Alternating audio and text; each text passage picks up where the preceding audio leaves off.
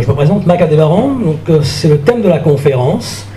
Il s'agit donc de la vague ufologique donc de 1897, des dirigeables fantômes de 1897, ou Airship, jusqu'au OVNI moderne des années 50, jusqu'à donc la vague 54, septembre-octobre 54.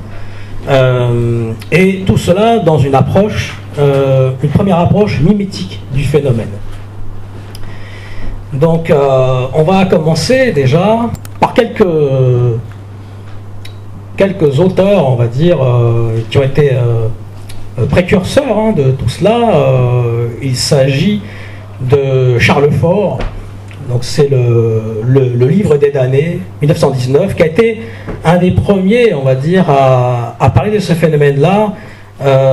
C'était le premier à mettre en avant, pas spécialement un phénomène ovni, mais tout au moins des phénomènes aériens, non spatiaux mais aériens. Il s'agissait aussi bien de pluie. À l'époque, il s'agissait plutôt ça pouvait être des pluies d'animaux, de sang, de tas de choses en fait. Mais c'est un des précurseurs, peut-être un des premiers ufologues. Ensuite, Carl Jung, un mythe moderne, 1958, a été aussi un des...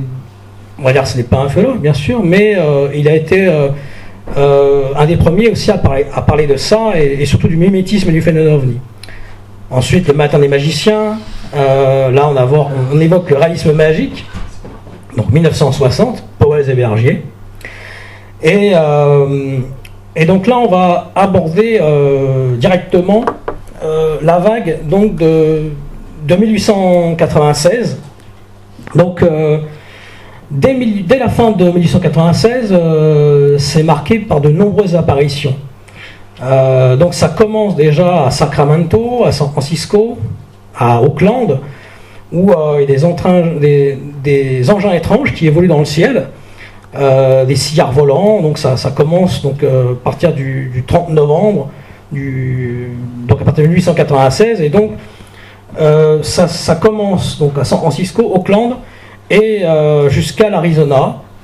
Et ensuite, c'est une première phase, donc 1896, la seconde phase prend réellement de l'ampleur. Ça se déroule dans les grands lacs du Middle West et donc de l'Iowa, le Wyoming, et à partir du 15 mars 1897, véritablement, le Kansas, Nebraska, les West sont visités par plusieurs airships ou dirigeables. Voilà. Donc la période cruciale se situe surtout à partir d'avril 1897. Donc à partir du 8 avril 1897, il y a un objet lumineux qui semble suivre la voie ferrée près de Cedar Rapids, et le lendemain, les habitants de plusieurs villes éparpillées dans le Missouri, le Wisconsin, l'Illinois, aperçoivent un curieux cigare. Le 11 avril 1897, il y a un objet aux formes indéterminées qui survole différentes villes, notamment la ville d'Appleton dans le Wisconsin. Quelques jours plus tard aussi, il s'agit d'un fermier qui retrouve dans son champ une tige métallique et une lettre où on lit ceci: le problème de la navigation aérienne a été résolu. Nous avons été capables d'atteindre la vitesse de 240 km/h, une altitude de 750 mètres. Alors, il faut savoir qu'à l'époque, les premiers dirigeables, c'était les Zeppelins, donc c'est 1897, mais ces phénomènes aériens, logiquement, ne pouvaient pas voler à ces vitesses-là, puisqu'ils avaient des vitesses fulgurantes, et aussi ils pouvaient éclairer certaines villes, cette fois des villages entiers, et des villes avec des projecteurs. Et il faut savoir qu'à l'époque, c'était trop lourd. C'était beaucoup trop lourd pour mettre des projecteurs, et donc on voit bien que le phénomène était autre chose. Donc ensuite, à partir du 12 avril, il commence à y avoir, 1897, il commence à y avoir certaines choses. Il y a un engin, par exemple, qui atterrit près de Greenwich, dans l'Illinois, et un témoin, en fait, affirme avoir vu un humanoïde quitter son engin pour procéder à quelques réparations. Il y a toujours ce côté de phénomène de panne, de coup de la panne, qu'on retrouve après, plus tard, dans les années 50. Mais il commence déjà à ce moment-là. Alors, il faut savoir qu'il ne s'agit pas... les témoins voient les pilotes, mais ils ont l'air de fermiers. ils ont l'air de leur ressembler en quelque sorte. Il ne s'agit pas de petits gris ou d'autre chose. Donc ils ne se font pas passer pour des extraterrestres, ils se font passer plus pour des personnes qui leur ressemblent. Voilà. Donc ils sont au miroir en fait du mimétisme social du témoin. Donc c'est comme ça qu'en fait cette vague est particulière, puisqu'elle ne dure pas très longtemps, surtout c'est avril-mai. Donc durant la nuit, donc, les habitants de Battle Creek dans le Michigan voient au-dessus d'eux, dans le ciel, un objet rayonnant de clarté, formé d'une partie supérieure conique. À son extrémité, on pouvait distinguer des roues. Alors c'est ça qui est particulier, c'est qu'il y avait parfois des ailes et des roues qui se distinguaient. Par exemple, ce genre de cas. Et on pouvait distinguer donc des roues qui émettaient un bourdonnement. Et après avoir jeté les étincelles, l'objet s'éteignait et disparut. À 40 km de là, plus précisément à Kalamazoo, des témoins aperçoivent un objet lumineux traverser le ciel. Peu après, ils entendent une terrible explosion et ils trouvent le lendemain matin un certain nombre d'objets éparpillés, dont une bobine de fil métallique. Le 13 avril 1897, cette même région est à nouveau visitée par plusieurs engins qui émettent des lumières bleues, rouges et vertes. Et un nouvel atterrissage aussi se produit le 14 avril 1897 à Gaz dans l'Indiana. Et là, 6 humanoïdes en fait descendent de leur engin et semblent prendre des repères. Alors il y a encore ce phénomène de cueillette qu'on retrouvera plus tard dans les années 50.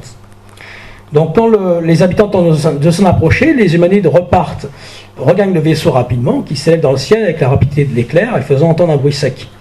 Là, encore une fois, il ne s'agit pas d'un phénomène naturel, puisque ces engins-là avaient déjà des vitesses fulgurantes.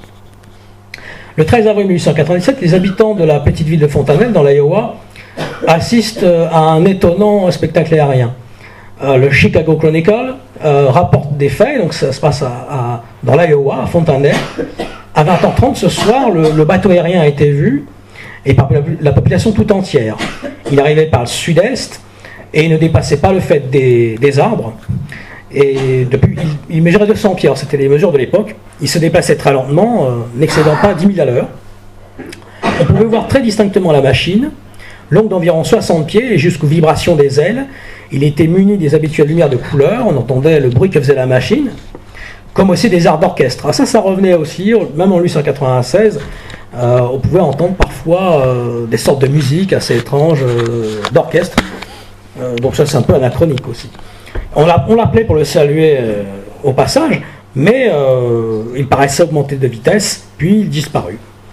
À Fontanelle, pour eux, c'était l'engin. À l'époque, tout le monde disait c'était le bateau aérien, c'est le bateau aérien. Il était jugé comme ça. Le 15 avril 1847, à Lynn Grove, dans l'Iowa, toujours, là c'est un engin qui est équipé de 4 ailes géantes qui se posent au sol, et à son bord, 2 humanoïdes aux cheveux longs tentent de se cacher aux yeux des témoins. Alors il y a d'autres atterrissages tout au long de ces 2 mois, donc c'est au fur et à mesure que ça se passe, et donc après ça va vers le Michigan, où on voit un ballon-son dans le ciel de Shelby, à Springfield aussi, à 580 km de Shelby, des fermiers de Springfield dans le Missouri rencontrent dans un champ les occupants d'un engin bizarre. Sans hésiter, ils engagent avec eux une conversation et apprennent avec stupeur que l'engin en question vole à la vitesse de 300 km/h, vitesse inconcevable à cette époque. Le 15 avril, un habitant d'une bourgade située près de Springfield décrit avec précision ce qu'il a vu dans le ciel. Mais sa relation ne semble pas avoir de rapport avec l'événement précédent. Alors il décrit en fait qu'il voit un nuage oblong qui se déplacerait parallèlement à l'horizon. Et en dessous de ce nuage, on distinguait comme un objet lumineux qui devait bientôt sphérique. Et l'objet changea en direction et il disparut, mais on entendit une explosion. Alors le 22 avril 1897, le Houston Post parle d'un témoin qui s'appelle Mr. John M. Barclay, qui habite la ville de Rockland. Alors il est connu par la population comme un homme sain de corps et d'esprit, bien connu des gens de sa région, jouissant d'une excellente réputation. Alors lui, ce qu'il voit, ce monsieur Barclay, il rapporte donc aux environ 23 heures après s'être retiré dans sa chambre, il entendit son chien donc aboyer furieusement, tout en gémissant. Il alla à la porte pour voir ce qui se passait, et alors il aperçut quelque chose de si exorbitant que s'il n'avait pas vu, il n'avait pas lu dernièrement justement dans les journaux de ce que l'on appelle le bateau aérien, c'était très courant à l'époque d'en parler dans tous les journaux. Survolait le Texas, il se serait enfui dans les bois, donc il était rassuré du fait qu'apparemment il ne faisait pas de mal aux gens, ces personnes-là. Donc un objet de forme étrange, oblongue, avec des ailes. Alors c'est ça aussi qui est assez drôle. Ils ont souvent des ailes, par exemple, comme on peut le voir ici, voilà, par exemple. Et il y a d'autres cas où on peut voir différentes représentations, comme ici. Alors il faut savoir aussi, chose intéressante, c'est que en 1886, Jules Verne a écrit un roman qui s'appelle Robur le Conquérant. Alors, a-t-il été visionnaire? A-t-il vu cette vague arriver 10 ans après? Ou alors le phénomène s'est inspiré peut-être aussi, parce qu'il s'inspire dans les deux sens, hein. Ils peuvent très bien s'inspirer aussi de la mythologie du moment, ou des romans du moment, ou voilà, d'une histoire. Donc, 10 ans après, il y a ce phénomène. Voilà. Je voulais juste préciser ce fait de Jules Verne. Ici, voilà, donc les différents livres. Donc, on revient donc à Monsieur Barclay. Donc cet objet, en fait, il paraissait immobile, mais il tourna en rond à plusieurs reprises, et petit à petit, il se posa sur le sol. Et aussitôt atterri, les lumières s'éteignirent, parce qu'il y avait des lumières. Donc la nuit était assez claire pour permettre de distinguer un homme, un mortel ordinaire, c'était pas un petit gris, hein. Et il était à plus de 30 yards du bateau, c'était les mesures d'époque. Et tous, ils sont armés à l'époque, hein, les fermiers, donc ils sont, la personne, le pilote en question, lui dit de remprocher son revolver, puisqu'on ne lui fera aucun mal. D'où la conversation qui s'en suivit, et M. Barclay demande, mais qui êtes-vous, que voulez-vous? Et le pilote en question lui dit, qu'importe mon nom, appelez-moi Smith. Je voudrais de l'huile lubrifiante et une paire de ciseaux à froid, si vous pouvez me procurer, ainsi qu'un peu de sulfate de cuivre. Je suppose que le scieur de pierre à côté a les 2 premiers articles, et que le télégraphiste aura le sulfate de cuivre. Voici un billet de $10, prenez-le et procurez-vous ces choses et gardez le reste pour votre peine. Donc déjà, c'est un discours un peu surréaliste, on est dans le coup de la panne, on est en panne, ce qu'on retrouve plus tard, hein, ou ce qu'on retrouve avant, dans d'autres phénomènes, ou les phénomènes des fées ou des lutins, ou dans la géothémonie en Irlande, où il y a des échanges. Alors là, il ne s'agit pas de... Là, c'est un échange mécanique, mais avant, il pouvait s'agir d'échanges. Ça pouvait être, on demande du gruau, on demande de l'eau pure, en échange de quelque chose d'autre. Alors, M. Barclay, il dit, mais qu'est-ce que vous avez là-bas? Emmenez-moi le voir. Et celui qui s'appelait Smith, lui, dit, non, nous ne pouvons pas vous permettre d'approcher plus près, mais faites ce que vous avez demandé, nous saurons apprécier votre amabilité, et un jour prochain, nous reviendrons vers vous, et nous vous rendrons votre gentillesse en vous faisant faire un petit tour. Alors, M. Barclay, il ramène lui les ciseaux à froid. Il n'a pu trouver le sulfate de cuivre. Les gens n'avaient pas de petite monnaie. M. Barclay donc voulu rendre le billet de $10, mais l'homme refusa. Il lui donna une poignée de main, ferme, hein, là, justement un peu en mimétisme des fermiers. Je veux dire, c'était des gens droits, des gens voilà. Et il refusa. Il lui donna une poignée de main et le remercia cordialement. Et le pria de ne pas le suivre jusqu'au bateau. Et comme il partait, M. Barclay l'appela. Il lui demanda mais d'où il venait. Et le pilote lui dit de nulle part. Lui fut-il répondu. Mais nous serons en Grèce après-demain. Il monta à bord, il y eut le même sifflement, l'objet partit comme un coup de fusil. Alors il y a plusieurs histoires dans ce style-là, hein. Notamment il y a le cas de Frank Nichols aussi, là ça se passe à Trinity Country dans le Texas, fermier à Russell, où lui aussi il fut réveillé dans la nuit par un sifflement semblable, comme ses collègues qui ont vu aussi ce genre de choses. Et donc ce qui se passe, c'est que ces visiteurs-là ont en but de se montrer en quelque sorte. Alors quelle est la raison? Pourquoi? Donc Monsieur Nichols, voilà, Monsieur Nichols, en fait, ces êtres-là, les pilotes en question, ils accostent cet homme et ils lui demandent la permission de tirer l'eau de son puits. Donc il se disait, il pensait que c'était pas des terrestres, il pensait que c'était autre chose. Alors il s'empressa cordialement d'accorder la permission et ils invitèrent cordialement M. Nichols à les accompagner jusqu'au bateau. Il parla librement avec l'équipage composé de 6 ou 8 individus qui étaient près du bateau. La machine était si compliquée que le temps lui manqua pour comprendre comment elle fonctionnait. Cependant, un des hommes de l'équipage il lui expliqua en fait que le problème de la navigation aérienne avait été résolu. Le bateau est construit avec une matière récemment découverte qui a la propriété de se maintenir par elle-même dans l'air et la puissance de son moteur est fournie par de l'électricité fortement condensée. Alors il y avait toute cette théorie-là du plus lourd que l'air avant, dans le temps passé aussi, où on pensait que les bateaux ils évoluaient sur l'air, sous l'air. On l'informa que 5 ou 6 de ces engins avaient été construits dans une petite ville du comté de l'Iowa, que bientôt l'invention serait livrée au public. On était en train de former une compagnie qui en aura un immense stock et que dans le courant de l'année prochaine, on se servira partout de ces machines. Alors, M. Nichols se fait fort de convaincre n'importe quel incrédule en lui montrant l'endroit, le bateau à atterrir. Souvent, ils sont dans ça va remplacer votre chemin de fer, c'est à vapeur ou c'est à autre chose. Tout le temps, il y a ce discours aussi de tromperie parfois, ou de faire croire qu'il va se passer quelque chose. Le phénomène semble aussi prévoir la technologie juste après. Voilà. Alors, il y a aussi un autre cas, c'est le cas c'est à Iowa, dans le Kansas. Donc là, c'est un riche et important cultivateur, Alexander Hamilton, qui est le témoin d'une scène étonnante.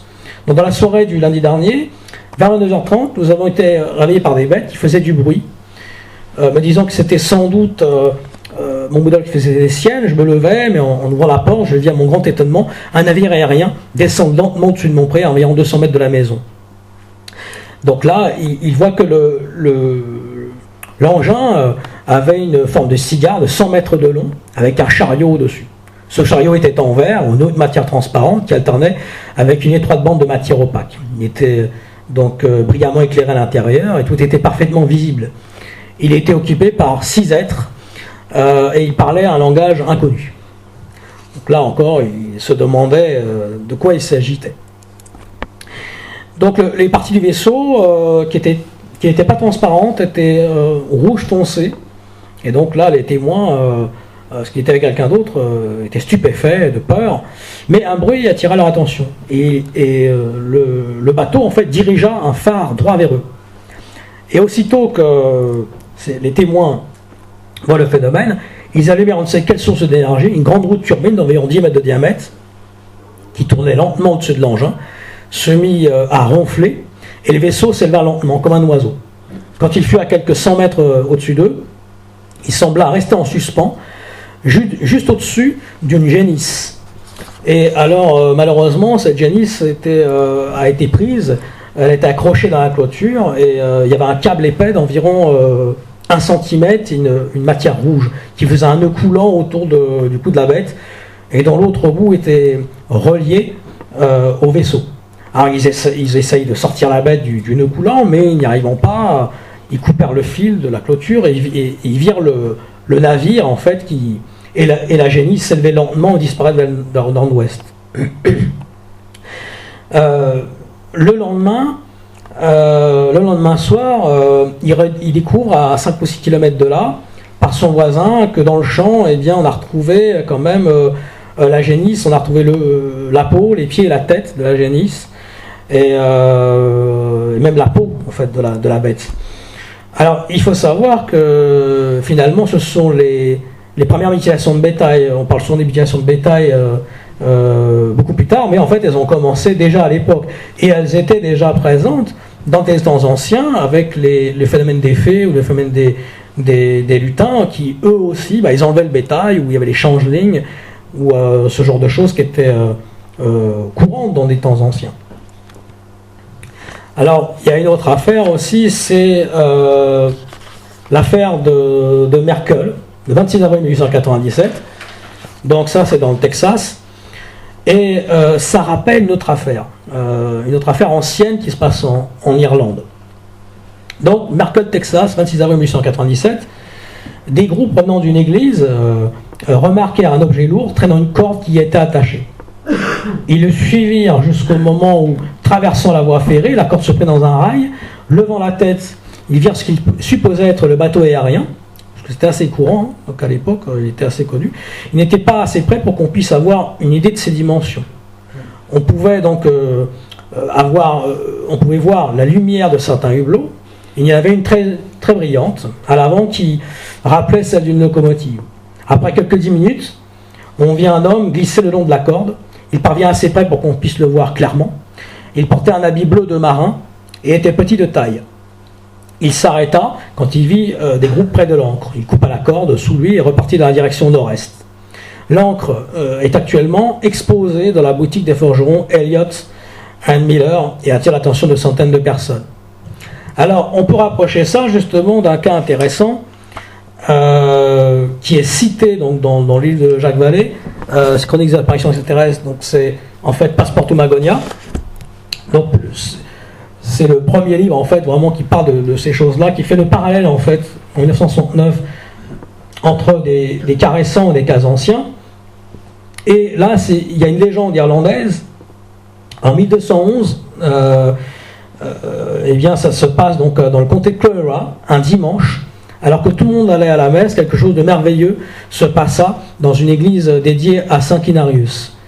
Et donc, il arriva qu'une ancre fut lancée du ciel, où une corde y était attachée. Et un des becs se prit dans l'arche au-dessus de la porte de l'église. Les gens sortirent en courant de l'église et virent dans le ciel un bateau avec des hommes à bord qui flottait en avant du câble de l'ancre. Et ils virent un homme enjamber la rambarde et sauter jusqu'à l'ancre, comme pour l'en détacher. On aurait dit qu'il nageait dans l'eau. Les gens se précipitèrent, essayèrent de s'en saisir, parce que ça... mais les gens en fait voulaient le lyncher, voulaient l'attraper, mais l'évêque leur défendit d'attraper l'homme, car ça pourrait le tuer. L'homme fut laissé libre, il courut au bateau, et l'équipage coupa la corde, et le bateau disparut. Et on retrouve dans d'autres récits, par exemple à Gravesend, Kent, Angleterre, et une ancre justement d'un bateau de nuages, on appelait ça un bateau de nuages à l'époque, fut pris dans un monument de pierre, d'un cimetière, et les gens entendirent des voix venant d'en haut, et la corde fut agitée comme pour livrer l'ancre, mais sans succès. On vit alors un homme glisser le long de la corde et la couper, et dans un récit, en fait, l'homme remonte à bord du bateau, dans un autre, il meurt de suffocation, et souvent il y avait des habits bleus, justement, aussi. Donc là c'est intéressant parce on peut faire le parallèle entre des histoires passées et des histoires plus récentes. Alors d'autres cas aussi, il y a un cas à Dayton aussi, le 26 avril 1897, où là encore, le témoin, ça se passe la nuit, en train de dîner, et là il voit des éclairs bizarres illuminer la cour de sa ferme, les bêtes sont affolées, il saisit son fusil, il va voir ce qu'il se passe, et puis là il voit une sorte de dôme illuminé qui se pose dans un champ qui appartenait à son voisin, et des violentes lumières s'échappaient de ce dôme, émettant un étrange bourdonnement. Et là il voit des silhouettes quitter l'engin, descendre, elles font plusieurs fois le tour du dôme, mais ils se demandaient ce qu'elles faisaient. Comme si elles étaient très occupées à ignorer le témoin. Souvent c'est ça, ils sont très occupés, ils font comme si le témoin n'existait pas. Ça a duré 10 minutes. Et après l'engin s'élève dans l'air et disparaît. Donc il y a une flopée de témoignages comme ça. Alors là il y a un cas intéressant, c'est le cas du capitaine James Houghton. Donc là c'est ce cas-là. Le capitaine James Houghton, c'est l'Arkansas Gazette qui relate ça, qui relate ce récit. Il était donc un conducteur bien connu du chemin de fer de la montagne de fer, Iron Mountain. Donc il cite qu'il était descendu dans le Texarkana pour amener un train spécial. Et sachant qu'il aurait 8 heures ou 10 heures à passer dans le Texarkana, il s'est dit je vais aller à Oman, dans l'Arkansas, pour chasser un peu. Il était à peu près 15 heures quand il est arrivé, la chasse était bonne, et avant qu'il s'en soit aperçu, 18 heures avait déjà sonné. Et comme il reprenait le chemin de la gare, en marchant dans les broussailles, son attention fut attirée par un bruit familier, un bruit que dans le monde entier, il aurait pris pour celui du piston d'une locomotive. Alors il se dirige aussitôt vers le bruit, il va voir la clairière, puis là, à environ très près du phénomène, il vit l'objet qui faisait le bruit. Alors là, il est très étonné parce qu'il se rend compte que c'est le phénomène aérien. Alors il s'approche et il dit bonjour monsieur, bonjour. Et il lui dit mais c'est ça le bateau aérien? Il dit oui monsieur, bien sûr. Alors là-dessus, il y a trois hommes qui sortirent du bateau. Il y avait une sorte de quille en fait dans le bateau. Et en examinant de plus près, il vit que la quille était divisée en deux parties et se terminait à l'avant en pointe, comme la pointe d'un couteau. Tandis que les flancs grossissaient jusqu'au centre puis diminuaient. Il y avait 3 grandes roues de chaque côté, faites d'un métal recourbé et travaillées de façon qu'en avançant elles deviennent concaves. Alors, il leur demande, veuillez m'excuser, le bruit ressemble beaucoup à celui d'un foin Westinghouse. Le pilote en question lui dit, peut-être bien mon ami, mais nous nous servons d'air comprimé et d'aéroplane. Vous en saurez davantage plus tard. Et là, d'un coup, un des membres de l'équipage dit, tout est prêt monsieur, on part, et le groupe donc disparaît dans le ventre de l'engin. Il remarque qu'à l'avant de chaque roue, il y a un tube de 2 pouces qui commence à cracher de l'air sur les roues et celle-ci commence à tourner. Le bateau s'éleva petit à petit en sifflant, et soudain les aéroplanes surgirent, dressant leur extrémité pointue vers le ciel. Les gouvernails à la poupe aussi du bateau commencèrent à virer d'un côté, et les roues tournèrent si vite qu'on pouvait à peine en apercevoir les rayons. Et d'un coup, le phénomène s'en va. Il faut savoir qu'à l'époque, le phénomène paraissait réaliste, mais maintenant, quand on l'examine maintenant dans l'état actuel de la connaissance, on voit qu'il n'aurait jamais pu voler en fait. Donc il y a encore tous ces mirages. Justement, le phénomène fait passer, fait croire un attirail technologique qu'on retrouvera après dans les années 50. Il y a aussi d'autres cas. Par exemple, là c'est à Hot Springs, dans la nuit du 6 mai 1897. Ce sont deux gendarmes en fait, qui chargent des voleurs dans la nuit. Et là, ils voient 2 personnes qui te mettent des lumières à la main. Ils sortent les Winchester, donc, et ils demandent qui est là, qu'est-ce que vous faites. Et là, il y a un homme à longue barbe noire qui s'avance, une lanterne à la main. Après avoir demandé qui ils étaient, et il commence à leur expliquer qu'ils voyagent à bord du bateau aérien dans la campagne.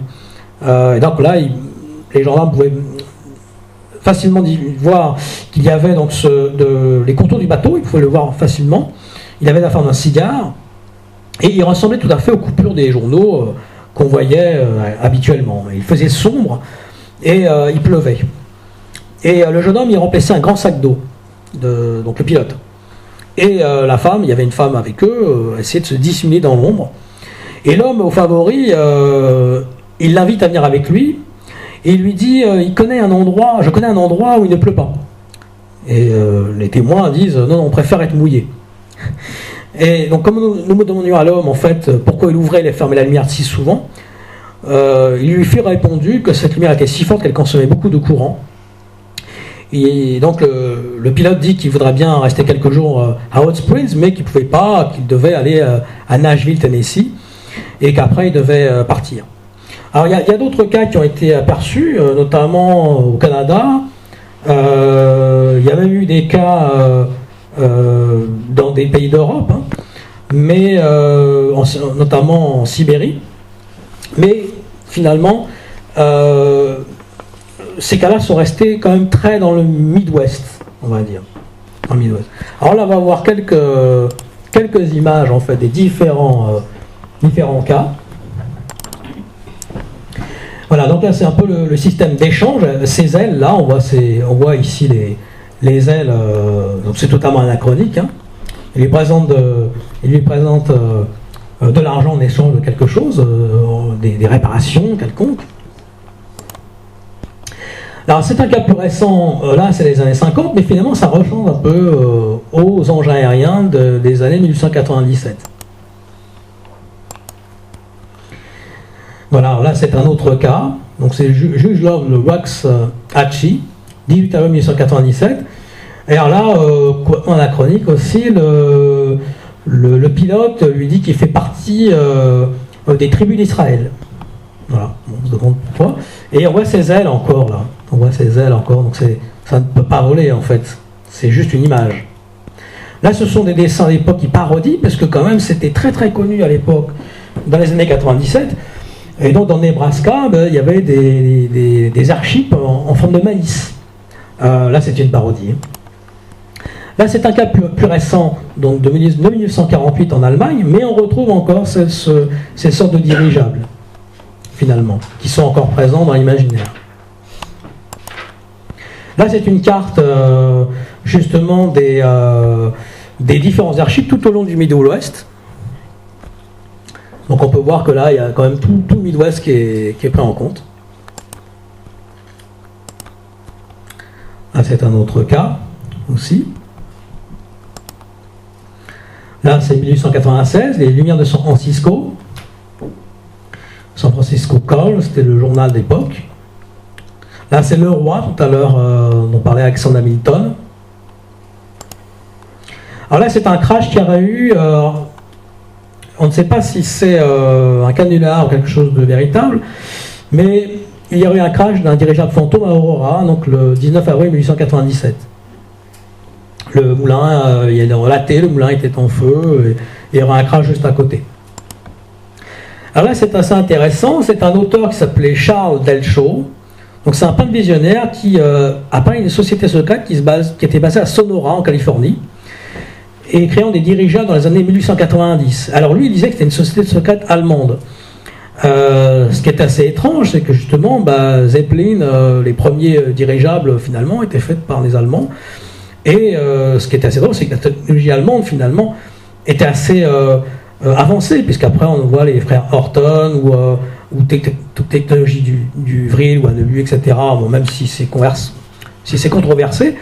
Là, c'est une hypothèse de travail, comme quoi ça pourrait être aussi des ingénieurs allemands qui auraient créé ces dirigeables-là. Bon, ça c'est une des théories. Là, on a Beaumont, Texas, encore ses ailes,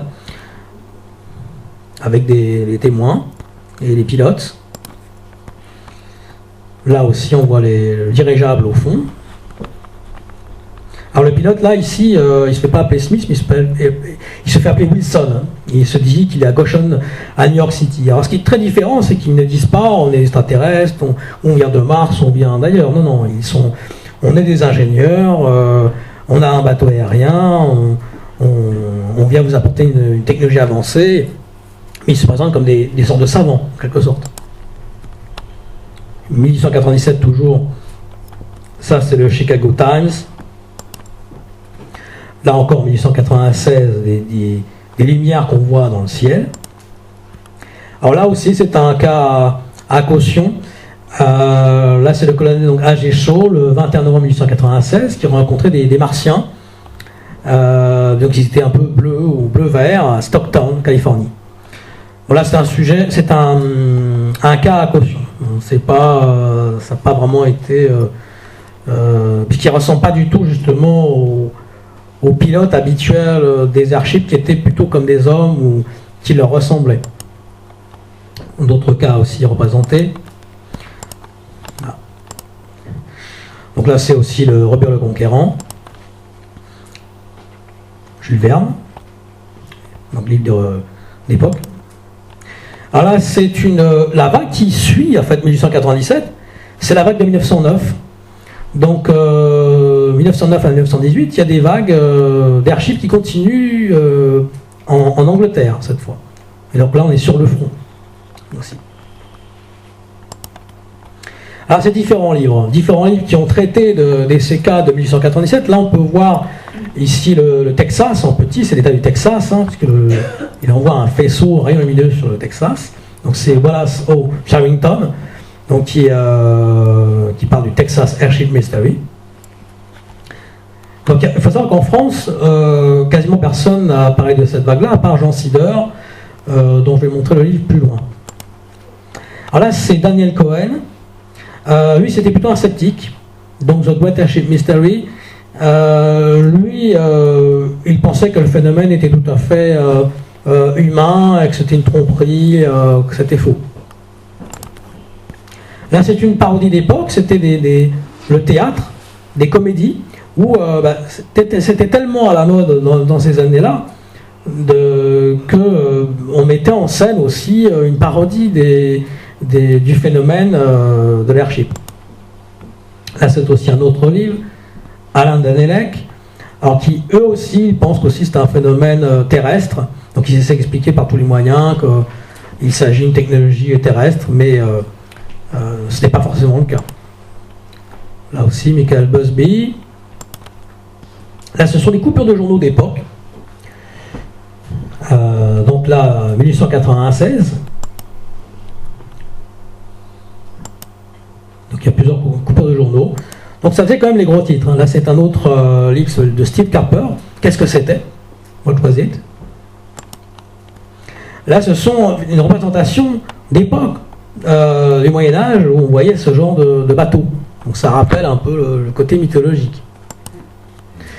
Là, une coupure d'époque aussi, l'affaire, The Secret of the Airship Disclosed, l'affaire le secret de l'airship résolu. En fait, c'était la crise économique. Donc là, c'est encore une parodie d'époque où on dit que c'est autre chose. Là, c'est plus récent. Finalement, le phénomène de l'airship se retrouve dans Cowboys et Aliens, où beaucoup de gens ne savent pas d'où ça vient, en fait. C'est-à-dire qu'en fait, on le retrouve dans des fictions plus récentes, mais en fait, c'est une affaire réelle de l'époque. Là, ils essayaient de voler avec ça, donc début du siècle aussi. Bon, ça n'a pas marché spécialement, hein, c'était plus Kikar, quoi. Là encore des représentations d'époque dans le Nebraska. Donc là c'était Aurora, il y a plusieurs. Ouais. Alors là justement là c'est Walter Bosley.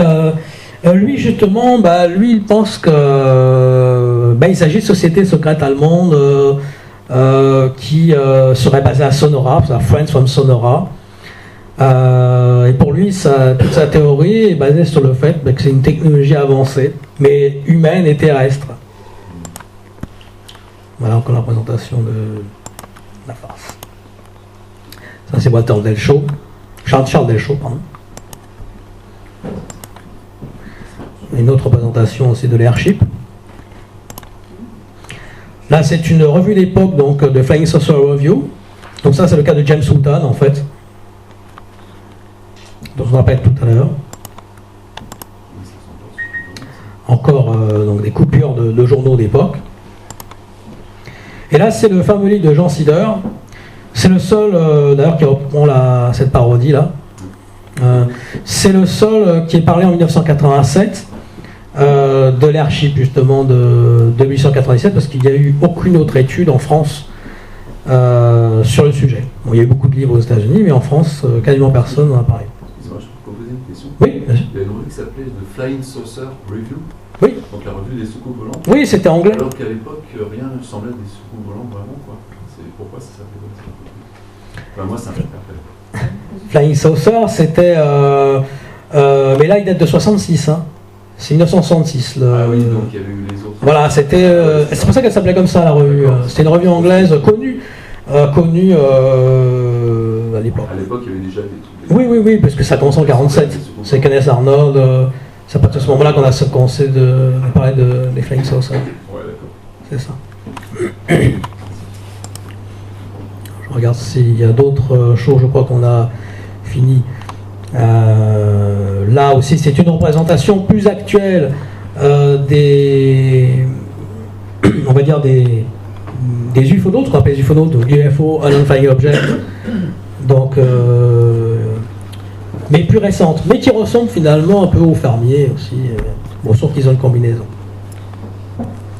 Maintenant, on va passer au cas donc beaucoup plus récent. Alors déjà un cas assez drôle. Hein. On est en 1916. Et là, le témoin voit, c'est Aldeburgh, août 1916, il voit ce phénomène-là, c'est assez peu connu. Hein. Et on est en mimétisme en fait de la guerre, il voit des soldats, des sortes de... c'est comme il y a une soucoupe volante quand même, hein, mais il voit ces soldats. C'est assez fort quand même.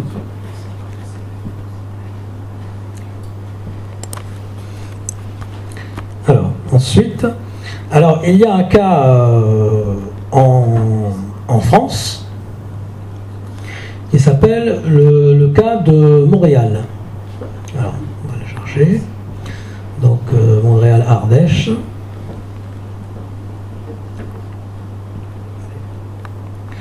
Alors, ce cas, en fait, c'est une personne qui voit justement une sorte de fusée, mais qui fait 12 mètres de haut.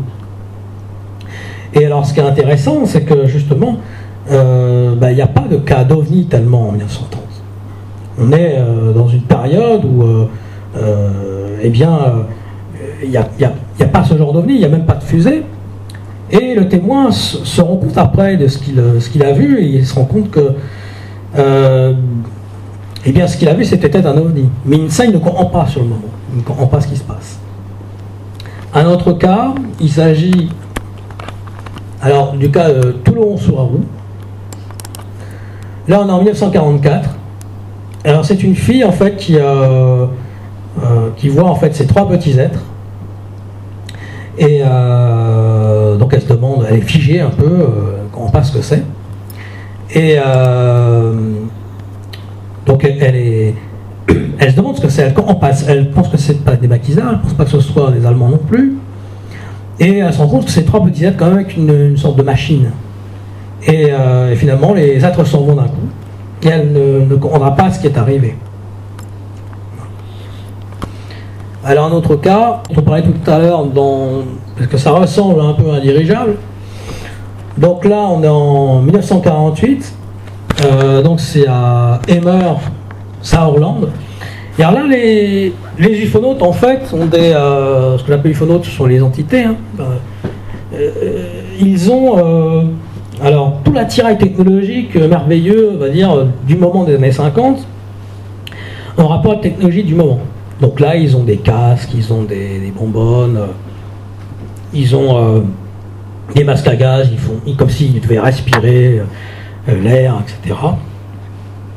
Et le témoin s'approche un peu, mais il reçoit une décharge quand même. Hein, parce que chaque fois que souvent le témoin s'approche de l'objet, il le touche, il reçoit une décharge. Et là, il se retrouve beaucoup plus loin.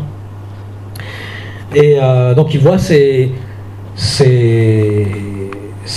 entités en fait qui collectent de l'herbe. Alors on est tout à fait dans la période de la collecte, qui est typique des années 50.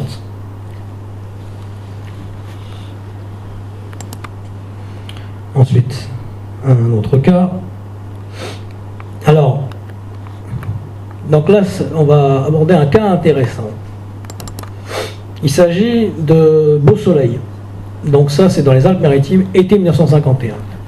Alors c'est un peu le théâtre dans le théâtre.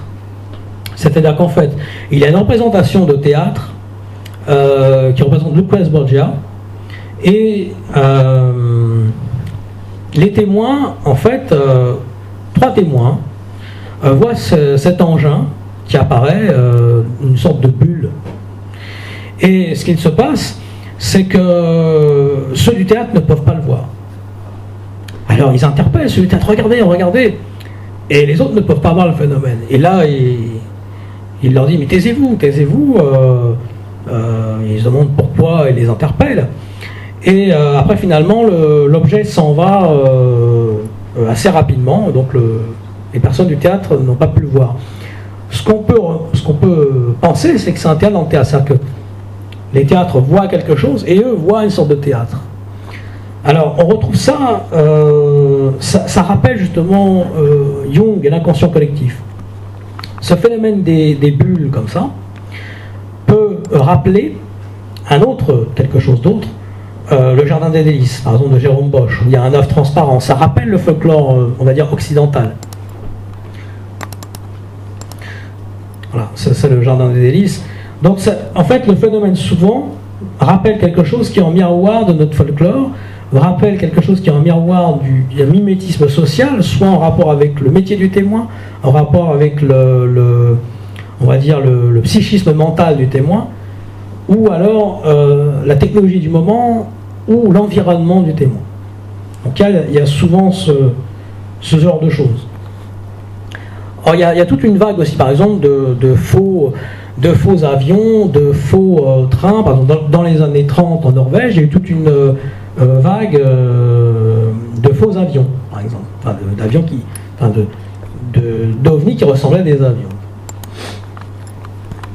Alors, il y a un autre cas, par exemple, c'est la vague des fusées de 1946.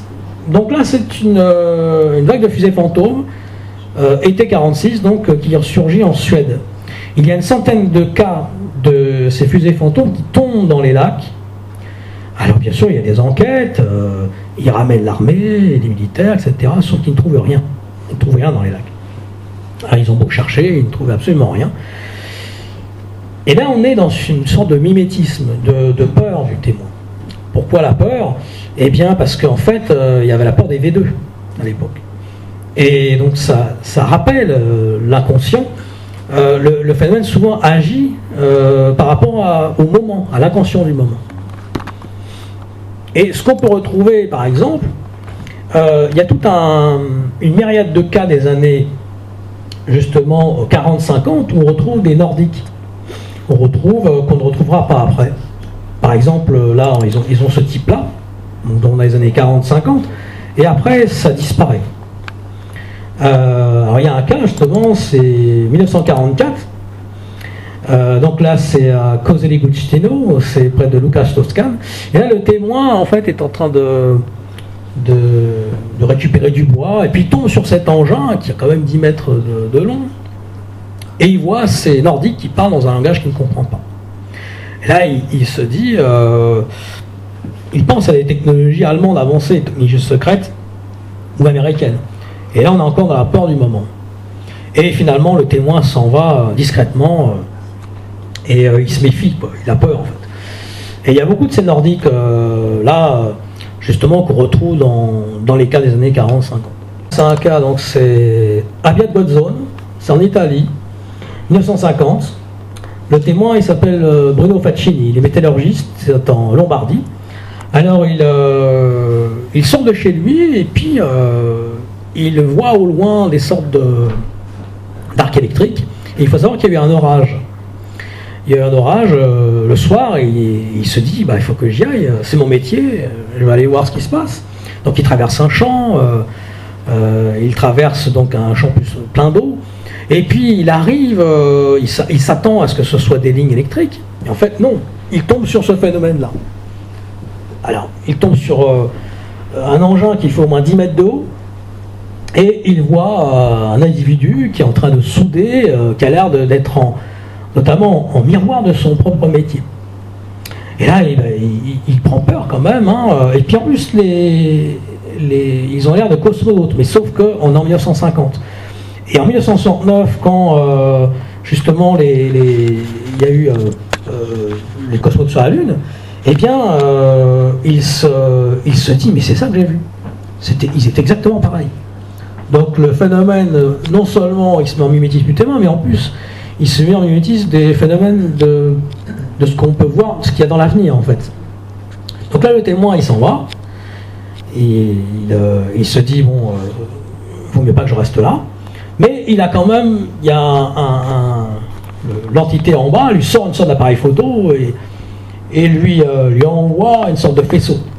Et là, il est paralysé au sol quand même, et il a des marques qui duraient plusieurs mois. Et donc il était mal en point et il dit que ça raconte la pire de sa vie. Et alors à cette époque-là, on est tout à fait dans le phénomène justement des ovnis qui ont... on est dans la tiraille technologique, c'est la phase d'approche, c'est l'effet vitrine. Donc, ce qu'on peut voir, c'est qu'il y a des gros boutons, des escaliers, donc on peut voir ce qui maintenant est beaucoup plus vaporeux, beaucoup plus, tout est dématérialisé maintenant. À l'époque, on était dans tous les boulons, le vrai pour le coup. Et donc on voyait ces engins-là avec du matériel. Il y avait la phase d'approche. Il y avait beaucoup de cas diurnes, donc en journée, dans les années 50, ce qui après passe de nuit. À partir des années 60, ça se passe beaucoup la nuit et plus en journée. Et aussi, ce qui se passe, c'est qu'il y a des traces au sol. La plupart des cas de ces années 50, il y a beaucoup de traces au sol. Par exemple, il y a un cas aussi en 1950, c'est Madame X qui, c'est dans le Pays de la Loire, elle est attrapée par... Alors ça, c'est un cas à part, parce qu'elle est attrapée par des... Il n'y a pas de photo là, il n'y a pas de dessin là-dessus. C'est un cas assez peu connu, c'est un des premiers cas de 1950 d'ailleurs. Eh bien, elle est happée par des mains géantes. Cet individu, enfin, cette entité la presse contre elle, et il y a un rire un peu diabolique, et en fait, elle est traînée au sol. Sauf que il y a des traces quand même, les pieux, la gendarmerie est venue, il y avait les pieux qui étaient brûlés, on a vu que les fougères avaient été vraiment saccagées, comme s'il y avait vraiment eu quelque chose, quoi. Donc elle était vraiment très choquée. Donc là c'était en plus donc, en journée. Donc il y a beaucoup de traces à l'époque, et à partir des années 60, eh bien il n'y a plus trop de traces. Alors c'est un autre cas.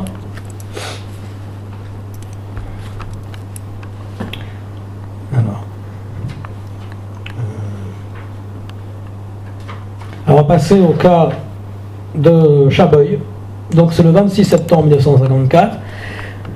Là c'est une femme qui est dans son champ et qui voit ce petit être avec une sorte de soucoupe.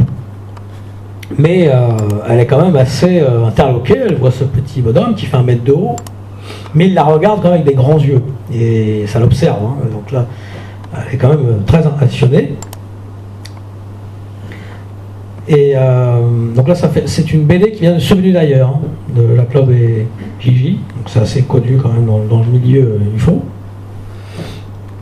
Et donc ce cas, ce qui est intéressant, c'est qu'après coup, il y a eu des enquêtes, et elle a dit, alors on parle souvent des Men in Black qui viennent après, certains témoins leur dire de ne pas parler, etc. Sauf que là, elle a été visitée, entre guillemets, peu de temps après, par des Nordiques, des individus qui ressemblent à des Nordiques, qui lui ont dit de ne pas évoquer certains détails de l'affaire. Donc on lui a dit de se taire un peu. Et ils étaient Nordiques, très, très bizarrement. Il s'agit de Marius de Wael, on est à Coirouble, dans le Nord, de 17 septembre 1954. Cette personne, en fait, a vu donc des entités la nuit, des UFO-nautes, en fait, en pleine nuit, sur la voie ferrée, sauf qu'il y a quand même la DST qui est venue, puisqu'ils ont, sur le sol, en fait, là, il y avait quand même la voie était complètement affaissée, donc il y avait vraiment eu quelque chose. Et en plus, après coup, alors ça c'est Jimmy Dieu qui le rapporte, c'est que ce qu'il dit, c'est qu'il aurait caché une sorte de boîte dans sa grange, comme une boîte qui ressemblait à une sorte d'horloge, ou quelque chose qui était, en fait, qu'il avait retrouvé. Il l'a caché, et la DST l'a cuisiné, l'a interrogé, et ils ne pouvaient pas savoir. Donc comment ils ont su qu'il y avait une boîte où nous cachait quelque chose, etc. Et finalement, il a dû leur donner, et donc il a été interrogé. Et là, ce qu'on peut voir à l'époque, ces entités reviennent le 10 octobre 54, et là, il y a un échange. Un échange. Disons que plutôt, ils lui prennent une poule. Alors là, c'est pas de la mutilation de bétail, mais il y a quand même... des fois, on prend des herbes, là, on prend aussi des animaux, parfois.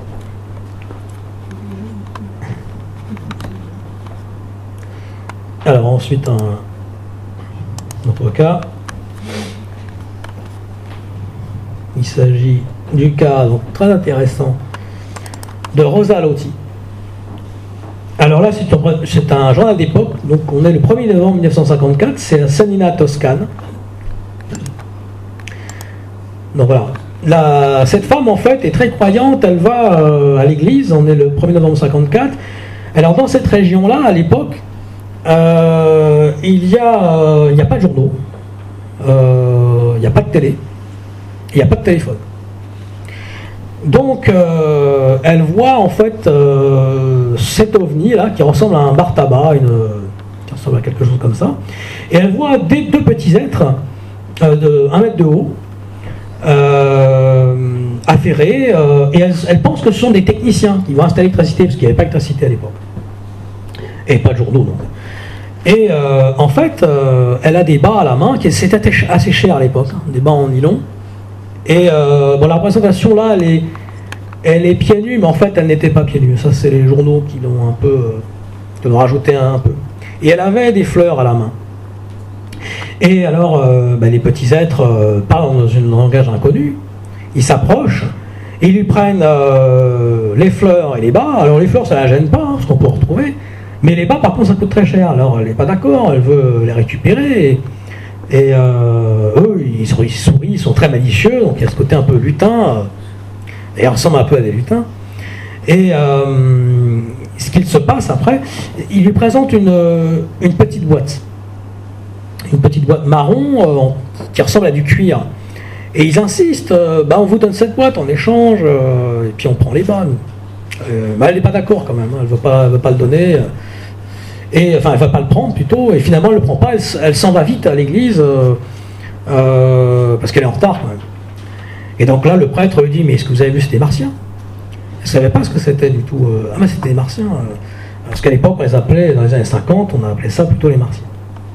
Alors ces échanges un peu qu'on retrouve après, souvent les ufonautes veulent donner quelque chose, ou font semblant de donner quelque chose, et après ils le reprennent. Ça arrive souvent, dans plusieurs cas. Alors ça arrive par exemple dans le cas de Betty et Barney Hill. Donc là on est en 1961, où donc c'est les époux Betty et Barney qui ont été enlevés, donc là c'est aux États-Unis. Et donc là il y a un livre. Au départ le ufonaute veut bien lui donner le livre, et finalement il dit: non, les autres ils ne veulent pas que vous vous souveniez de ce qui s'est passé, ils veulent vous voir oublier. Mais elle dit: oui, mais c'est ma seule preuve. Oui, mais ça vous ferait pas de bien. Donc le livre, non, on vous le donne pas. Il y a aussi dans ce cas, Betty et Barney Hill, ce qui est intéressant, c'est que il lui présente une carte. Alors dans ces cas des années 50, ils sont passés, des fois, les ufonautes sont passés pour étant de Mars, de Vénus, et au fur et à mesure des années, comme on voit que Mars, on peut y aller, eh bien ils vont dire: non, on est là. Eux, Betty et Barney Hill, la carte faisait passer pour... Ils venaient des Éthers Réticulés. Au fur et à mesure des années, après c'est Vénus, après c'est Sirius, après c'est beaucoup plus loin. Mais il y a toujours ce phénomène de roman en témoin. Et là, il y a un rapport aussi ancien qui rappelle le calendrier des Bergiers. Alors, pas Jacques Bergier. Hein. Le calendrier des Bergiers, parce qu'elle subit une sorte d'opération, et on lui fait justement une sorte de tige comme ça en métal. Et en fait, pas pour lui faire mal, hein, pour eux, c'est pour faire un examen. Et en fait, les démons dans l'ancien temps utilisaient ces mêmes tiges en métal. On retrouve donc ce genre de cas entre le passé et le présent assez récurrent. Il y a un autre cas aussi d'échange, c'est Villas-Boas, par exemple. Voilà, c'est Antonio Villas-Boas. Donc là, on est au Brésil, 1957. Alors c'est la fameuse affaire où justement Villas-Boas, il est en contact un peu physique, un peu intime avec une vénusienne, hein, entre guillemets vénusienne. Donc il y aura un cas de rapport. Bon, c'était pas ça le plus important. Ce qui est intéressant, c'est qu'il voit cette fameuse boîte-là. Elle est mise en évidence. Alors il veut la prendre, hein, ça fait une preuve. Et au départ, ils sont plus ou moins d'accord. Non, on la garde finalement. Donc toujours ce côté, on vous montre quelque chose, mais on le reprend après.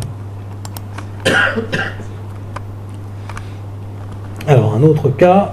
Alors Laszlo Ujvari, donc c'est un ouvrier tchèque, donc qui est sondé à son travail et à 3h du matin. Donc ça se passe à Réon-l'Étape, dans les Vosges, et à 600 mètres de sa maison, il rencontre un homme trapu de taille moyenne, coiffé d'un casque de motocycliste. Il porte un fusil. L'étranger donc parlait dans une langue inconnue. Le témoin Laszlo Ujvari, il connaît un peu de russe. Alors il essaya de lui parler en russe. Aussitôt l'homme lui demande d'une voix aiguë: où suis-je? En Italie, en Espagne? et il voulait savoir à quelle distance il était. Donc Ujvari lui répond, il est 2h30, sauf que le pilote, il lui sort une montre, et il dit non, vous mentez, il est 4h. Là, le rapport un peu... il ne peut pas lui demander alors qu'il a déjà quelque chose pour avoir l'heure. Le visiteur dit au témoin de l'accompagner, et puis finalement, l'objet s'en va en faisant un bruit de machine à coudre. Donc là, les témoins, les journaux de l'époque disent qu'il s'agit de... Alors c'était très courant à l'époque, hein, on disait que c'était les Martiens, quoi. S'exprimant en russe. Là, c'est l'objet en question, un martien qui parle russe. Voilà, donc ils aimaient bien rigoler quand même à l'époque. Hein.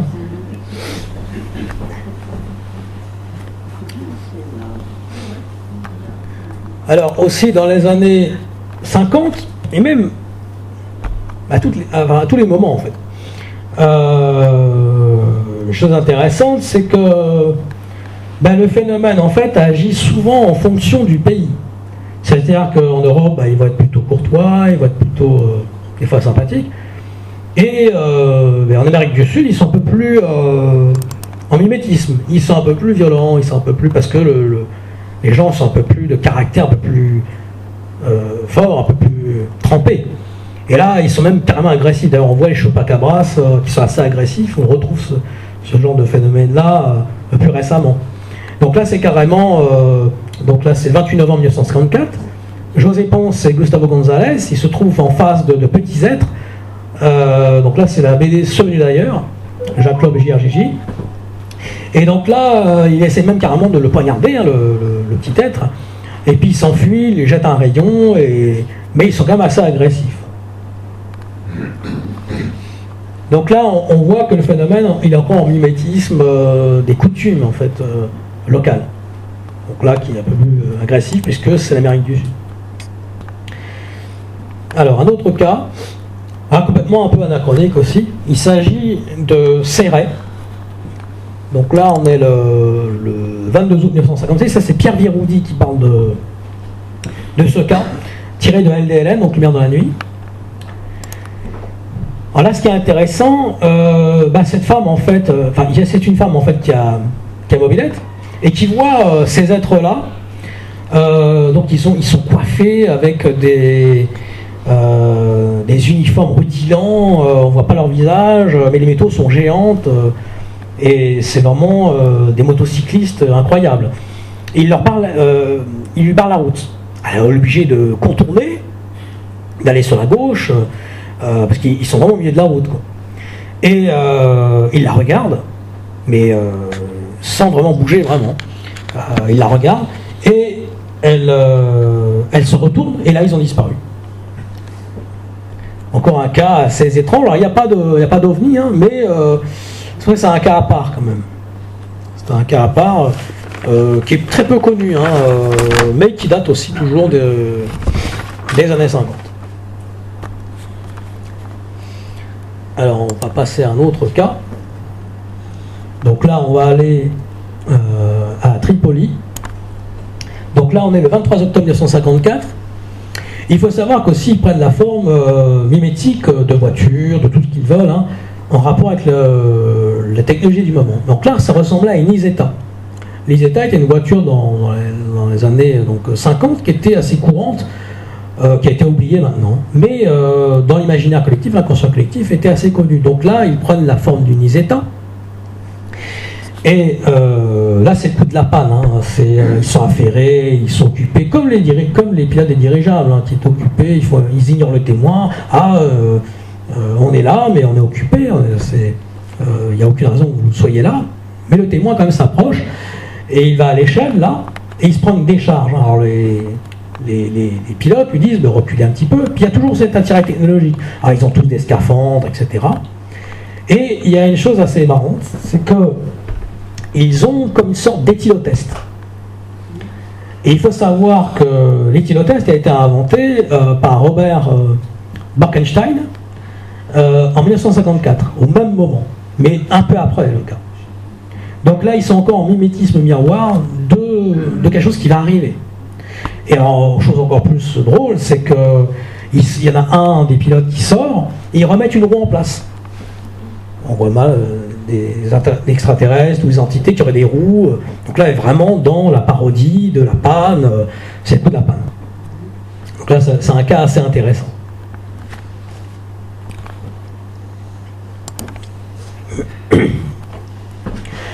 Un autre cas où là, ça reprend un peu la thématique un peu des Nordiques, mais d'une autre façon.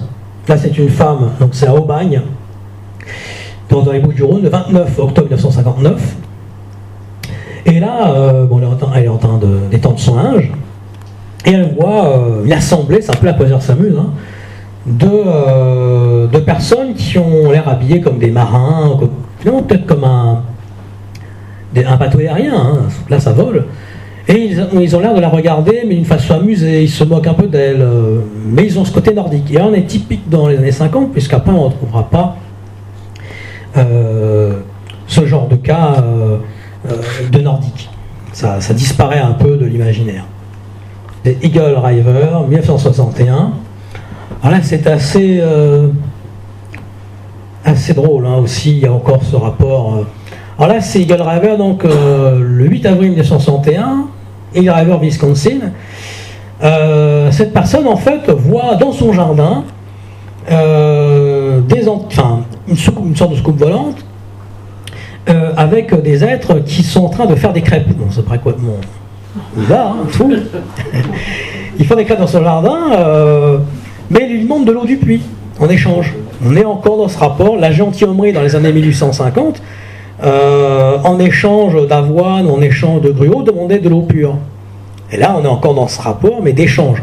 Alors, il a récupéré quand même parce que le témoin, il est honnête, hein, mais il a récupéré un des gruaux, il a fait une analyse en laboratoire, et tout ça, il voulait quand même savoir ce que c'était. Finalement, on n'a rien trouvé de particulier. Mais il a quand même, après, il a écrit un livre, hein, donc il s'appelle The Story of the Flying Saucer, Joe Simonton, parce que quand même ça l'a intrigué cette histoire. Voilà, donc c'est assez drôle aussi. Donc là, quand je parlais de la gentilhommerie, ça se passe donc à Benbulben en Irlande, ça ce sont les légendes de 1850. Donc là c'est ce mont-là où on trouve souvent, alors c'est très peu connu, hein, seul Jacques Vallée en parle dans le temps. Mais sur Internet, on ne trouve rien sur la gentilhommerie. Il n'y a que des récits locaux irlandais qui en parlent d'échanges. Alors, on retrouve aussi plus en bas, pareil, ce côté un peu technologie du moment. Alors, il y a un cas qui est très connu, c'est le cas de Valensole, 1965. Voilà, donc Maurice Mas. Voilà. Alors là, c'est aussi Jacques Loeb et Robert Gigi. Alors là, ce qui est intéressant, c'est pas finalement le cas en lui-même parce qu'il est très connu. Ce qui est intéressant, c'est que à la base, sur le plateau d'Alençol, on devait mettre des silos de missiles. Alors, on sait que le phénomène ovni est intéressé souvent par le nucléaire, qui vont autour des centrales, etc. Et en fait, finalement, le projet dans les années 60 a été abandonné. Et ces silos de missiles ont été mis au plateau d'Albion. Mais pendant longtemps, il était question de les mettre à Valensole. Alors ce qui est drôle, c'est que justement, les entités de Valensole, ils creusent quelque chose dans le sol, comme si c'était un silo. Est-ce qu'ils avaient vu les militaires faire une action dans le nucléaire dans ce sens-là? Et ils viennent pour prévenir, en quelque sorte. C'est une hypothèse de travail, mais c'est très étrange quand même que le phénomène se trouve là, à ce moment-là, c'est comme un gros cas, et qu'il s'agit finalement... il devait y avoir quelque chose lié au nucléaire. Et on sait que les ufonautes s'intéressent au nucléaire. Voilà. Bon, c'est une hypothèse de travail.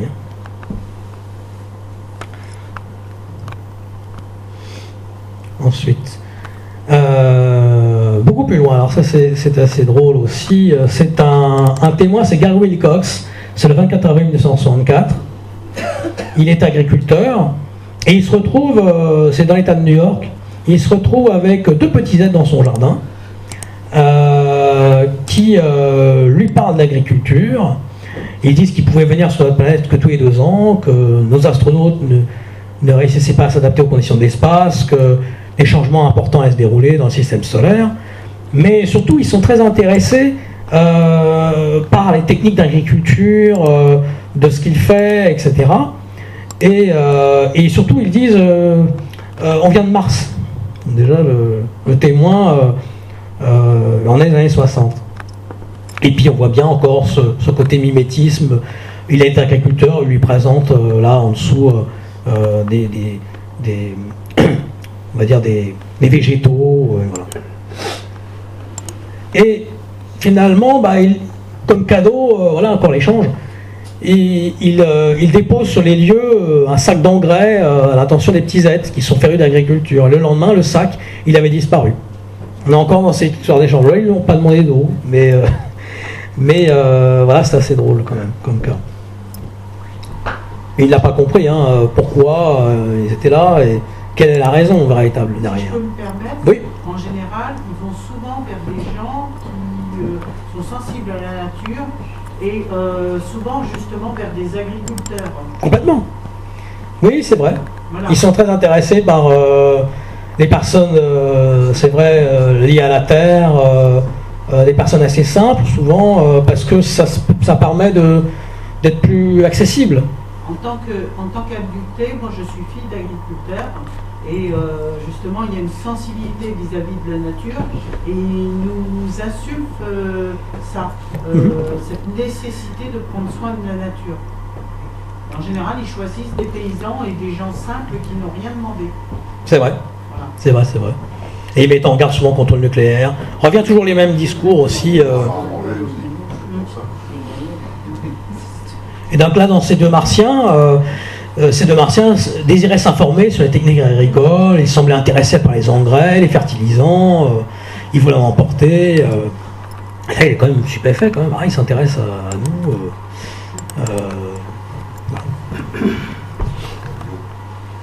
Un autre cas, il s'agit de Socorro. Alors le cas est intéressant, on est en 1964, le 24 avril, c'est Lonis Zamora, Nouveau-Mexique. Et là, ça rappelle un peu les dirigeables. Mais aussi, là, ça rappelle un peu le Siglumite. Alors ce qui est drôle, c'est qu'il y a un autre cas qui est beaucoup plus tard, où un témoin voit le même sigle, le sigle-là, dans son jardin, et donc il ne sait pas à quoi ça correspond, sauf que des enquêteurs, ils disent mais ça ressemble tout à fait au cas de Socorro, sauf qu'ils ne pouvaient pas savoir. Donc c'est encore ce cas-là.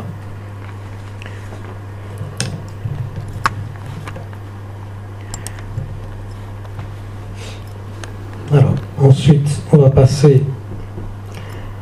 Là aussi, on est dans le mimétisme social ou politique même.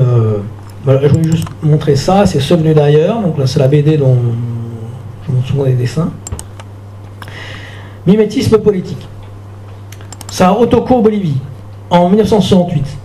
Là, l'être se présente avec une sorte de crochet, et puis là, quelque chose de bizarre au-dessus qui pourrait ressembler.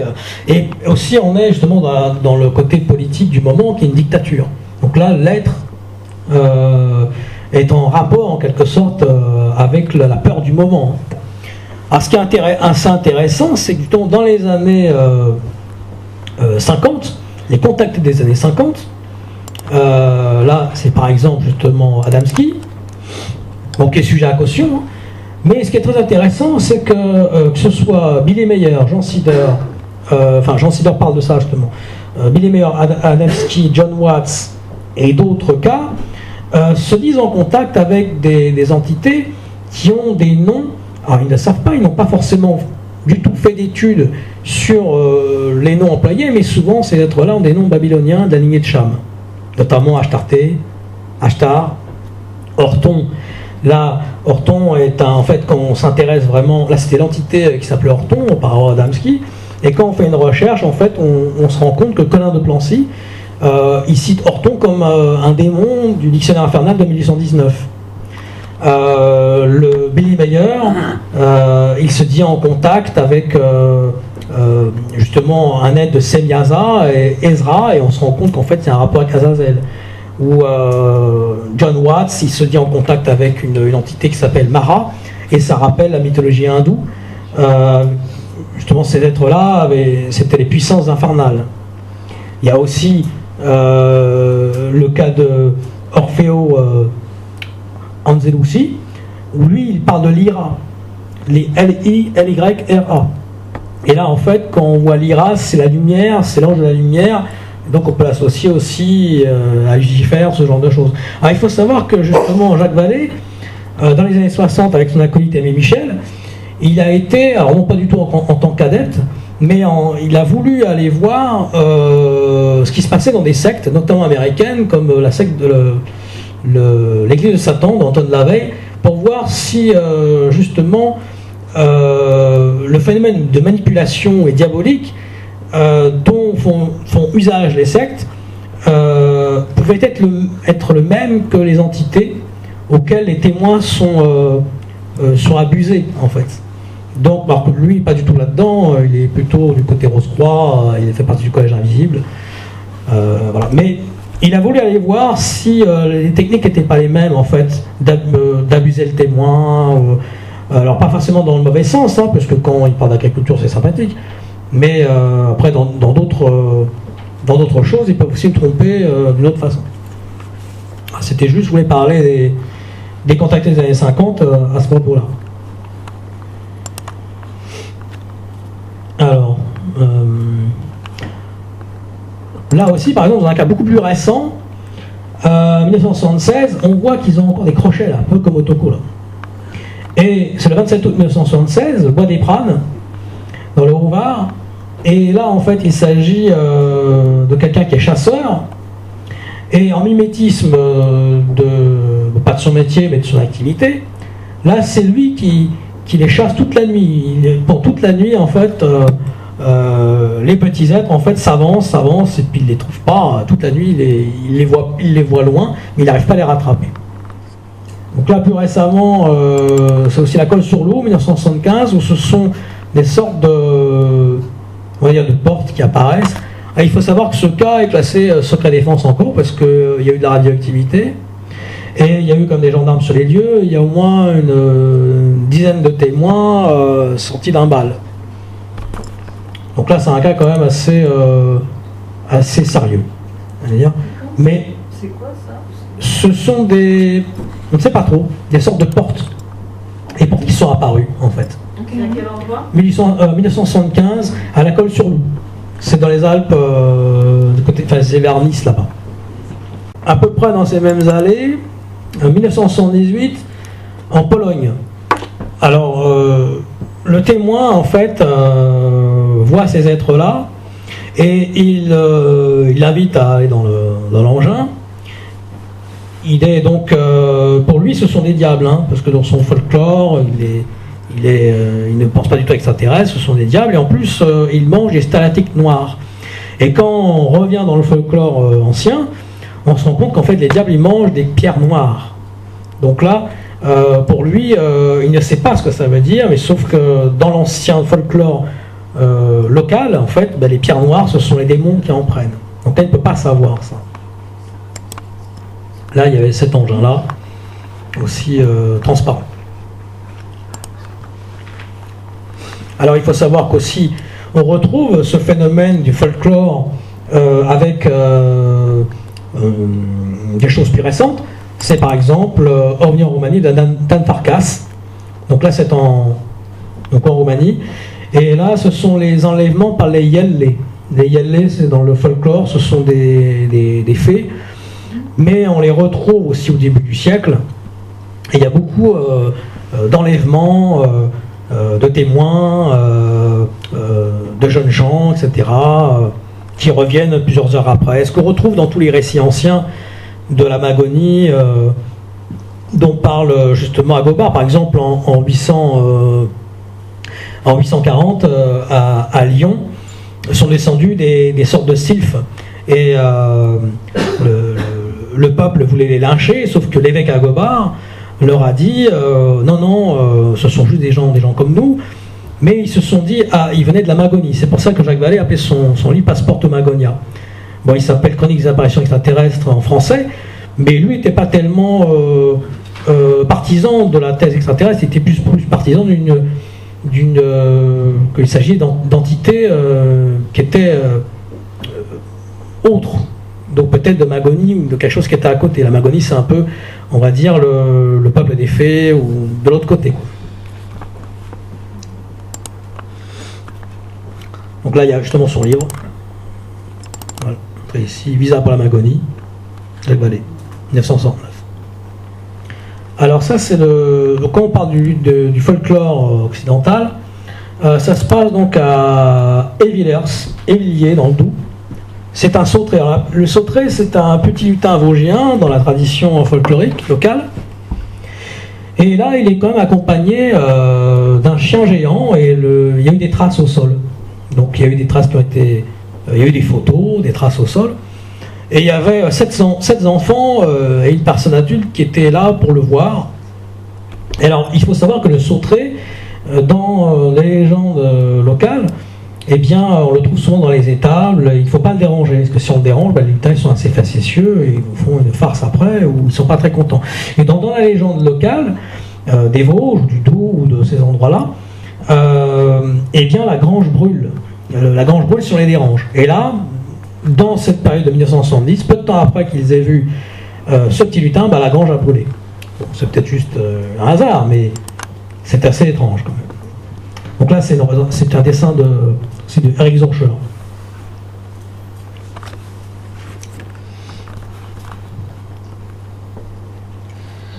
Alors, ensuite...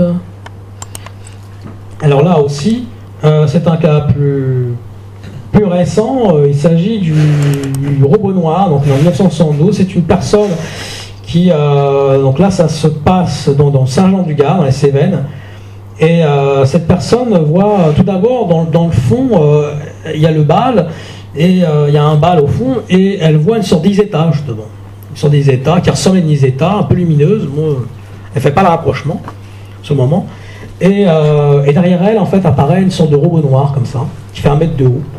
Mais la particularité, c'est que quand la personne l'aperçoit, eh bien, la nature se fige, elle est comme morte, il y a une sorte d'hyperphysique.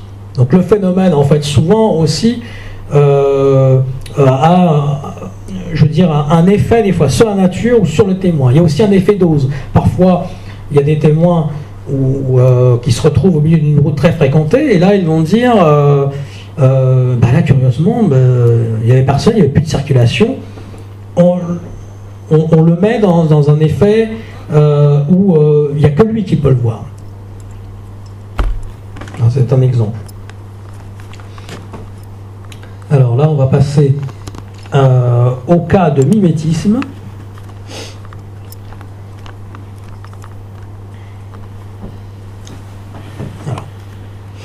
Donc là, c'est différents cas liés au mimétisme. Donc là, c'est à Feigny. Donc là, c'est un mimétisme d'une sorte d'avion en 1993. Là, il s'agit de mimétisme avec des années différentes, mais qui se ressemblent. Vous voyez, à droite et à gauche.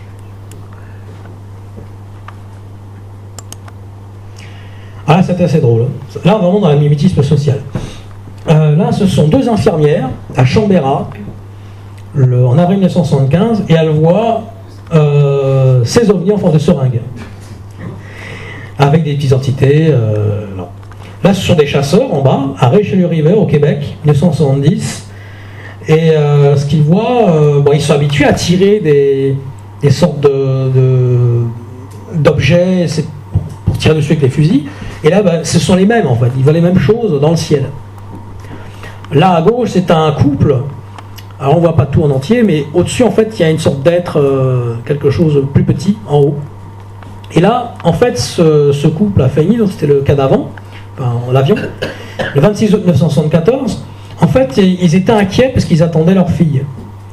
Et donc, en fait, leur représentation de ce qu'ils voient, c'était deux êtres avec un être plus loin. En fait, c'était la représentation de leur peur. Donc, les deux êtres, et puis la fille qui est beaucoup plus loin, enfin, le petit personnage beaucoup plus loin, c'était la représentation en quelque sorte. Là, d'autres cas aussi de mimétisme en miroir. Alors, il y a aussi des cas, là on est en 1931, c'est un scanner en Suède. Là, il y a aussi des cas, on va dire, de personnages qui semblent être en file indienne. Donc, comme des robots, en quelque sorte. Et là, cette personne-là voit ces êtres-là débarquer en file indienne. Il ne comprend pas pourquoi.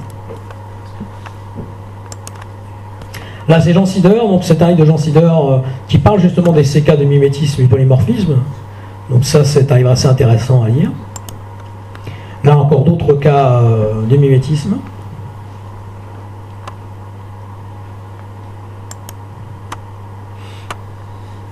Là aussi.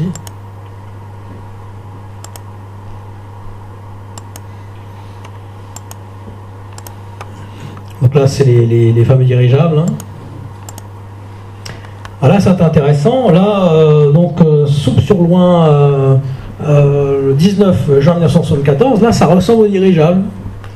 On ressemble un peu au mimétisme miroir dirigeable. Mais en haut, c'est assez intéressant. C'est à Salle de Vignafan. Donc, on est en 74. Et là, c'est un technicien de la SNCF. Et ce qu'il voit en fait, eh bien, ce sont des faisceaux. Alors il s'occupe des faisceaux lumineux pour gérer le trafic du ferroviaire. Et qu'est-ce qu'il voit en face de lui? Une sorte d'ovni qui use des mêmes faisceaux exactement à l'identique de son métier. Donc là, c'est un peu en mimétisme social du témoin et de son travail. Donc là, c'est un cas intéressant aussi en miroir. Là, c'est pareil, en 2001. Amolia, Grèce, là c'est pareil, le témoin voit une sorte de file indienne. Alors là ils sont trois, mais comme des robots, ils avancent. Il y a plusieurs cas comme ça de file indienne assez bizarres, c'est assez peu connu hein, comme cas. Là c'est typique des Michelin, bonhomme Michelin, qu'on retrouve les Baba Michelin de la Réunion à l'époque, qui a eu en 68. D'ailleurs le livre de Jacques Vallée, ça représentait ceci. En fait, c'était ce cas-là des cafres, peine des cafres. On les appelle Baba Michelin. Là, c'est un objet donc en Belgique, septembre 69. Il ressemble au Concorde, qui était en construction à l'époque. Donc voilà, le phénomène prévoit quelque chose qui n'est pas encore là. Comme les archives, enfin les dirigeables, où c'était pas encore vraiment construit, et c'était en construction. Là, ce sont deux gendarmes qui voient un faux TGV à Saint-Clair-du-Rhône. Et le TGV, en plus, le faux train, il s'envole. Donc, ils se disent quand même là. C'est en quelle année ça Ça, je crois que c'est. Je l'ai noté, mais je crois que c'est 93. J'ai pas de mémoire. Là, c'est différentes formes. Là, on voit par exemple la côte sur loup, le robot noir, puis d'autres formes aussi assez bizarres. Là, les fameuses seringues des infirmières. Là, on l'a vu. Là, ce sont différents aussi engins qu'on a pu voir, qui se ressemblent les uns les autres. Donc, polymorphisme des objets. Alors là, c'est un sergent qui s'appelle Enrico, chargé de communication dans l'aviation italienne. Et là, qu'est-ce qu'il voit? Donc on est en automne 76, c'est en Italie. Et donc il est spécialisé donc, dans la communication. Et puis là, qu'est-ce qu'il voit? Un ovni avec plein d'antennes partout. Voilà, en miroir de son métier. Il comprend, hein, il dit mais je connais ça. Là, en bas, c'est un couple à Morez dans le Jura, novembre 57, qui voit une sorte de train. Bon, le train paraît normal, sauf qu'il se transforme en ovni, il s'envole. Bon, les témoins, on ne sait pas si c'est... Mais bon, ils ont vu ça en tout cas. Là, différents cas aussi. C'était le cas voilà, de Montréal 1930. Un des premiers cas français où il y a la fusée fait à 12 mètres de haut. Voilà. Alors je vais m'avancer vers la conclusion, on va dire, de cette conférence. Alors les formes mimétiques en fait semblent imiter avec plus ou moins de vraisemblance des objets naturels ou artificiels dans cette catégorie donc des voiliers aériens allégués dans l'Antiquité au Moyen-Âge, les satellites de Vénus mentionnés au XVIIIe siècle, les dirigeables et ballons du XIXe siècle et XXe siècle, les aéroplanes fantômes fréquents dans les années 30, les bombes fantômes scandinaves de 1946, les faux wagons, les fausses lunes, les fausses planètes, les faux satellites, faux ballons, faux oiseaux, faux bateaux. Donc c'est des sortes d'idéoformes. Donc ces idéoformes, elles comprennent des armées célestes. Donc il y a aussi bien des croix lumineuses alléguées au Moyen-Âge, les bateaux aériens 1897, des formes modernes telles l'objet de Socorro qui ressemblaient en fait, qui préfiguraient les LEM lunaires, ainsi que comme les cas de Feigny, on a tout à l'heure, de Mons ou Sartrouville. Donc la combinaison archétype idéoforme est décelable essentiellement au niveau des détails de structure. La plus courante, c'est celle de la soucoupe au sol. La forme principale, elle est archétypique. C'est des cercles, des cigares, donc ça ressemble, au moins c'est le cas. Le cas typique, c'est ce qu'on a vu tout à l'heure, c'est Tripoli, où justement l'archétype il se retrouve en œuf allongé. Donc il y a aussi tous les détails qu'on voit, que ce soit dans les années 50 ou 1897, c'est l'habitacle transparent, on voit des portes, des échelles, des antennes, des trains d'atterrissage avec des roues caoutchoutées comme justement Tripoli, des tableaux de bord, des fils, des masques à gaz, des écouteurs, comme l'observation du responsable SNCF à ça de Villefagnan, ça entre dans cette catégorie-là aussi, où les faisceaux lumineux sont en rapport direct avec les idées et les occupations du témoin. Donc le comportement des occupants répond également à cette analyse. Devant un cultivateur, il prélève des végétaux. Devant un prospecteur, il ramasse des minéraux. Devant un mécanicien, il répare un engin. Donc la frontière en fait de ces différentes catégories, c'est bien sûr pas absolu, mais on passe insensiblement d'une catégorie à une autre. C'est pour ça que j'appelle ça idéoforme. Puisque en fait c'est une imitation d'une représentation imaginaire. Donc on pourrait bien sûr objecter que les formes mimétiques et ces idéoformes, ça mérite, je pense, une analyse globale du phénomène, parce que même si la rareté apparente du phénomène, parce que ça représente quand même toutes ces formes, toutes ces choses-là, représentent 3 à 4% du phénomène, c'est pour ça que c'est assez peu connu. Donc les formes mimétiques, bien sûr, ça nécessite un esprit critique, une bonne connaissance du ciel, de la technologie, une connaissance de la science. Mais bon, je pense que c'est quand même assez délicat, mais qu'il faut faire des investigations. Les premiers enquêteurs considéraient le phénomène comme indépendant du spectateur. Ils ne s'intéressaient pas aux témoins véritablement. À partir du moment où on s'intéresse au phénomène, quand on voit par exemple 100 à 200 cas et qu'on voit que c'est toujours la même chose qui se répète, comme par exemple pour le mimétisme social par rapport aux témoins ou aux métiers, l'enquêteur n'a pas fait mention de la profession de l'observateur. Ça, c'est dans les premières enquêtes.